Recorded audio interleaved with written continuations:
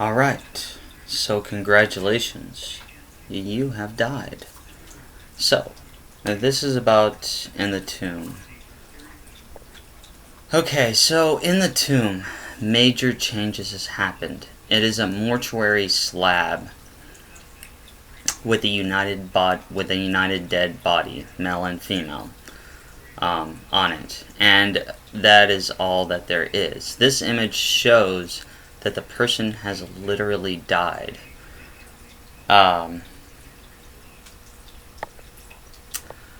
So in the tomb, the person has literally died. They're going through this process of death.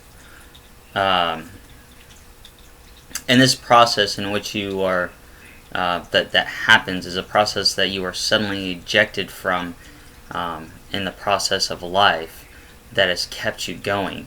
And the shock of knowing the truth has given you this psychological death. Once you see behind the operation of the opposites, you are not their victim anymore, but at the same time, you lose connection with the energy that propelled you through life. So stage 6, you literally die, a fatal wound to the ego. When the opposites are united, you can see behind the mechanisms of the opposites and the energy is broke. It is like knowing that your entire life you were taught what to believe, and you become trapped inside that box of beliefs, because going outside that box, you are taught that it is dangerous, it is a conspiracy, and everyone will think that you are crazy for believing this new idea that doesn't fit into everything that we figured out so far. So you enter your where are we at? But once you unite the opposite energy, the ego is severed and dies. Your entire life, your ego has become you. It has assumed your name and calls you by it until you find out that it has been a lie, a deception, an illusion that causes so much trouble in inside oneself that you go through the pain of death and die. Figuratively, not like, I'm not figuratively die. You die inside. The image is that of mortificatio. A good example of this is Romeo and Juliet, marriage and death, the lover to die. And think about Romeo and Juliet there for an instance. You know, the reason why, or at least maybe I believe that Shakespeare wrote that story, was to show how blind we are. You know, they have their society, they have their rules, they have the two houses, and the two houses don't mix. They're like at war with each other. And then these two young lovers, well, these two young people, not lovers, soon to be lovers, try to unite the opposites. Okay? And this is what I'm talking about. These pictures show every story. And every good story is told by these pictures.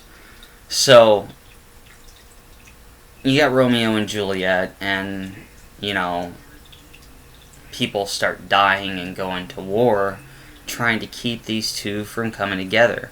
It's kind of a silly thing, you know, from our perspective today. Well, maybe not, because in some ways it kind of still goes on, but it's kind of like get over yourself. It's love, you know, let love be. And it kind of tells a story about this, the whole deception between the two houses. It's their box that they live in, and you're not supposed to go outside that box of belief, because if you do, bad things will start happening. But you want to go outside the box of belief. You want to form your own opinion. You want to see this world from your eyes instead of living it by somebody else's eyes. Because that's basically what the whole world is. You are taught to believe these things. Oh, it has to be science, science, science, science, or religion, religion, religion. You know, everything has to be separate. You can't be one or the other. But as you start to kind of grow up and you kind of like see that, you know, your whole life you were taught what to think, what to be, and what to believe. You weren't pulling your answers from somewhere else. Every single line of your thought is coming from what other people have put inside of you. And then to finally just kind of like realize that, holy shit, my whole life has just been some weird created lie. You can finally go back through and you can forget all that and you can reteach yourself the things and start to accept what pieces you want to believe. And that's what it's all about, is creating you. Who is it that you really are? And that's what this death experience is. Okay, so if one is a lover, one will risk disidentifying from the condition somewhere along the line and risk becoming a fatality. This represents the death of the ego. If the ego unites with the opposites, then the opposites die in the course of giving birth to a higher totality that transcends them. So this is the beginning process of transcending, to becoming, to raising your level of consciousness. And the death is a conception of the Philosopher's Stone. So this is the conception of it. This is the beginning of your new life. The death of your old life, the beginning of your new life. And this is the first step into being reborn. The cycle. And death is the eventual punishment of sin, or what would be that of your former life. And now you're becoming something new. You may not have it all, but you know that you're new. You've discarded all that information. And you're transcending it. And it may not be that you discard it. It may be that you transcend it in a way as to where you take what you know and you add on to it.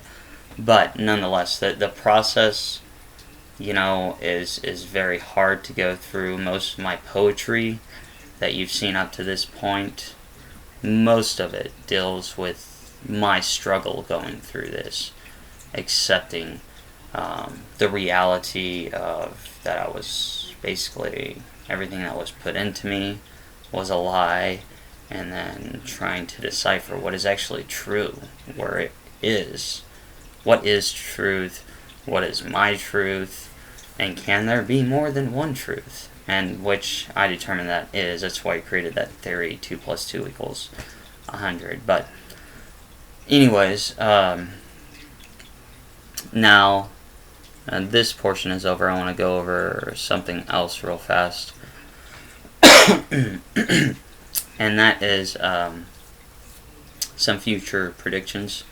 So this is mostly going to take place between 2020 and 2030. This is going to be like a very, very intense decade. A lot of things are going to be revealed and shown. But we'll start with the beginning. The impeachment trial is going to fail.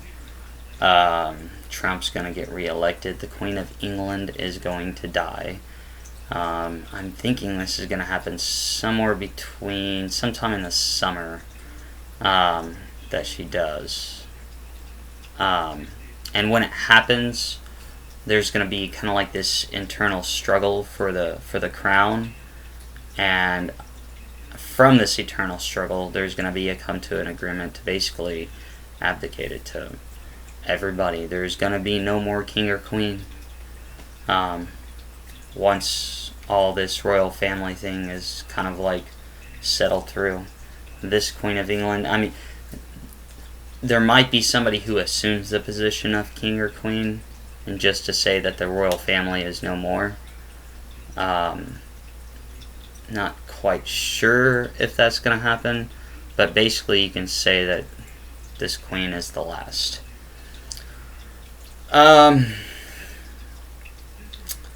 Let's see here. There's going to be a lot of chaos to the building up of... I technically consider us in World War III, since 9/11, but we haven't seen the major part of the war. We've just been going after the terrorists. We haven't been really going after the people who funded these individuals, and that's what's fixing to happen. And you can already tell, I've told everybody about this, that it's Iran, Russia, and China. They are forming the alliance. They called it like the Triangle Sea Alliance. They've already done things. I've been telling people this for a long time, that this was going to happen. And they're beginning that process. Now, when our new president comes into office in 2025, that is when, somewhere around that time, they're going to strike. I don't think it's going to be in America, but I think it's going to be overseas. They're going to start kind of like taking over territory over there in Asia. And that's when World War III is going to begin. Europe will begin entering the war because a lot of the front is going to be coming towards them, especially the eastern, which is going to fall really fast. So that's going to be the start of it, and we will enter it. The war will be over by 2030. There will be a new world government that will start the formation, which the United States will probably join around 2040. And those of you in California, just be careful. I've said this before, but I feel like somewhere between now and the year 2022, there is going to be a huge earthquake that's going to happen along that coast, and it might change the shape of America. I hope that doesn't happen, but I just have that feeling. I'm trying to think if there's anything else. Those are some of the major things. We will win the war. I got a feeling, I'm not quite sure, but I got a feeling that the next president, and I wouldn't say that I agree with her and everything, but because I don't really too much agree on the taxing the rich part and government takeover of things, but I got a feeling that the next president is going to be a female, and if it is, it'll probably be Gabbard. I hope I said that right. Tulsi, the Hawaiian woman. But if we're going into a situation as in a war like that with somebody who does have military experience, I think that she would be fitting for the job. And the Democratic Party may split, and she may actually start a new party from what's actually going on through here, but I do know that the Democratic Party is going to split. And it's going to happen after the election of 2020 is when they begin to split and form. Part of the party will form something new. Alright, well, other than that, that's really all I gotta say. If you have any questions or anything, I'm easy to talk to. Just leave me a comment or something, or on my other sites, just talk to me. I'm cool. On that, peace, you have a good one, and bye.